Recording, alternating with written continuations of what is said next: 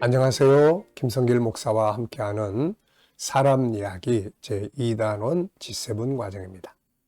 전 시간에 이어서 우리가 목표를 정할 때 주의할 내용 3가지를 더 설명을 하도록 하겠습니다. 자, 지난 시간에 우리가 목표를 세울 때 주의할 것 3가지 말씀드렸죠. 첫째는 일단 큰 비전을 세워라. 현실의 뭔가를 보면서 거기에 맞게 목표를 세우는 게 아니라 이것보다 뛰어난 내가 이루고 싶은 목표를 먼저 딱 정하고 그 다음에 길을 찾아라 하는 것을 말씀드렸고요. 두 번째는 현실적 인식이 있어야 된다. 다시 말하면 과정 목표가 있어야 된다는 이야기예요. 비전을 세웠으면 거기까지 도달하기 위해서 내가 무엇을 해야 될 것인가, 과정 목표를 쭉 시작을 해야 됩니다.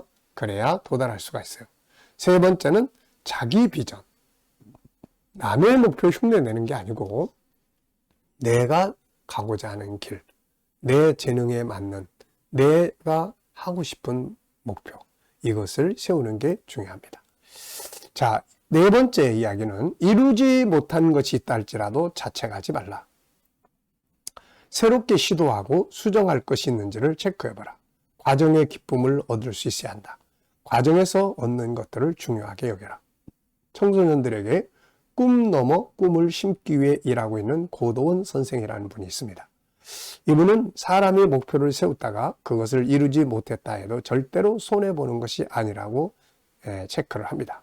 실제로 목표를 이루기 위해서 시도해온 경험은 다른 목표를 세워갈 때에 아주 큰 도움이 된다는 것이죠. 예를 들면 음악가가 되기 위한 목표를 세웠지만 가정 형편이나 환경 때문에 목표를 수정한다고 해도 그것을 위한 그동안의 노력들은 다른 분야를 연구할 때 엄청나게 유익하게 사용될 수 있다는 거죠. 그래서 과정에서 얻는 것들을 중요하게 여겨야 한다는 겁니다. 자, 우리는 목표를 딱 만들어 놓고 항상 그 목표 지향적이 되는 경우가 많아요. 아이들도 공부하는 과정보다는 점수라고 하는 목표에 중요점을 두죠. 근데 이것은 올바른 것이 아닙니다. 목표라고 하는 것은 더 크게 이루어질 수도 있고 내가 정했지만 그 목표보다 안 될 수도 있고 실패할 수도 있고 그렇게 되는 거거든요. 그러면 우리는 나는 실패자 이렇게 생각을 하거든요. 근데 사실은 목표가 안 이루어졌다고 해서 실패자가 아닙니다. 그 길로 계속 가는 것 자체가 성공적인 삶을 만들어주는 거예요. 목표는 바꿀 수도 있습니다. 부산으로 가려고 했는데 광주로 가게 됐어요. 그러면 이건 방향을 바꾼 거지 인생을 중단한 게 아니에요. 그러면 그동안에 내가 쭉 부산까지 가면서 겪었던 경험, 또 거기서 얻어진 것들, 모든 것들은 다 광주로 갈 때 내 자산이 되게 되는 거예요. 그래서 우리가 목표를 정하되 목표가 이루어지지 않는다고 해서 지적하거나 나무라거나 또 내 자신을 자책하고 학대하거나 이거 하지 말라는 거예요. 그러면 그 다음 목표가 이루어지지 못했다는 것은 아직 안 됐지만 조금 더 시간이 필요한 일, 아니면은 목표를 수정해야 될 부분이 있는 건지, 다른 목표를 정해야 될 상황이 온 건지, 이거 이제 검토해서 정하면 돼요. 그러면 그동안에 내가 겪었던 과정에서 얻어진 것들을 쭉 참고 삼아가지고 그 다음에 또 가면은 그것이 이제 이루어지게 되는 것들이죠. 자, 그래서 이루지 못한 것이 아니라 이루는 길로 가는 코스에서 아직 완성이 안 됐다 이렇게 보는 거죠. 자, 5번째는 경쟁은 불필요한 힘의 낭비입니다. 자, 제가 전 시간에 말씀드렸죠. 토끼와 거북이가 달리기 경주를 했습니다. 당연히 발빠른 토끼가 느릿느릿한 거북이를 이겨야 하는 이야기죠. 그러나 거북이가 토끼를 이겨버렸습니다. 느림보 거북이가 발빠른 토끼를 이긴 진짜 이유는 뭔가요? 처음부터 바라보는 초점, 목표가 달랐기 때문입니다. 거북이는 출발할 때부터 산등성이의 깃발을 봤습니다. 오직 깃발을 보면서 좀 기어가기 시작을 했죠.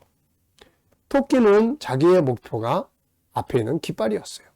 그런데 이 거북이가요. 토끼는 거북이가 목표였습니다. 쟤보다 빨리 가면 되지 뭐.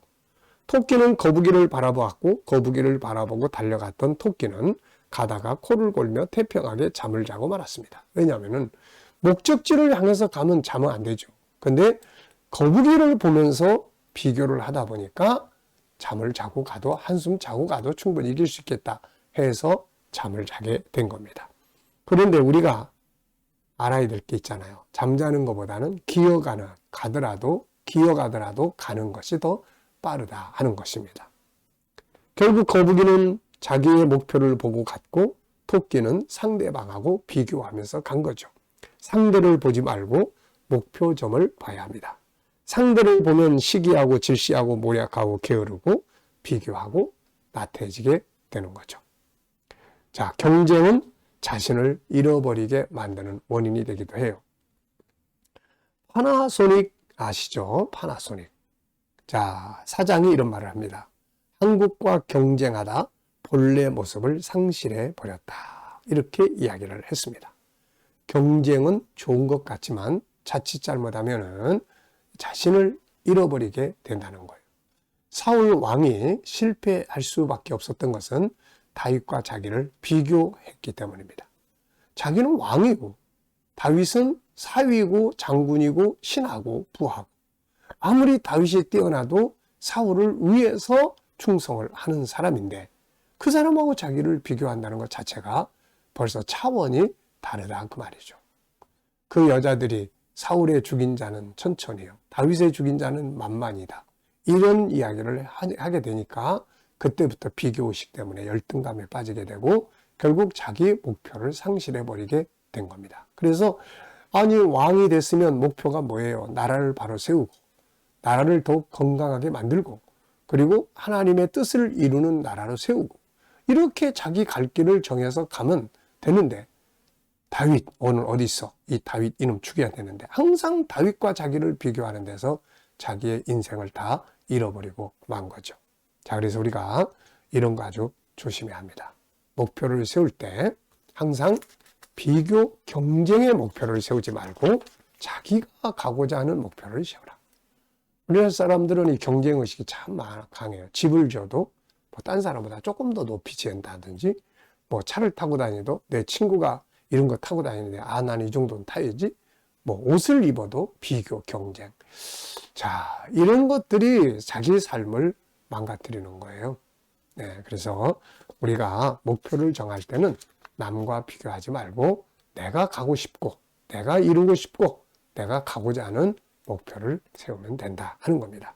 자, 그 다음에 이제 6번째는 공익적이어야 합니다. 목표를 정했는데 그 목표가 나만을 위한 목표가 돼서는 안 된다는 거죠. 내가 세운 이 목표가 이루어졌을 때 내 가족, 내가 살아가는 사회, 이웃들, 국가에 더 나아가서는 하나님께 어떤 하나님의 뜻을 이루는 일이 될 것인가에 대한 이 목표를 우리는 생각을 해야 합니다. 공익적인 목표가 필요한 거죠. 왜냐하면 인간은 창세기 1장 27절로 28절을 보면은 이 공익적 관계 속에서 인간은 살게 돼 있어요. 하나님과 나, 그 다음에 또 생육번성, 가족과 나, 그 다음에 사회와 나, 국가와 나. 그러니까 이런 틀 속에서 내가 세계와 나 이렇게 공익적 가치, 내가 이걸 이루었을 때 세상에 이런 유익이 있다. 내가 살아가는 지역에 이런 도움을 줄 수가 있다. 이게 이루어졌을 때 이게 사회적으로 국가적으로 이런 의미가 있다. 이걸 통해서 하나님의 뜻을 이렇게 이루어갈 수 있다. 이런 목표를 세워야 하는 거죠.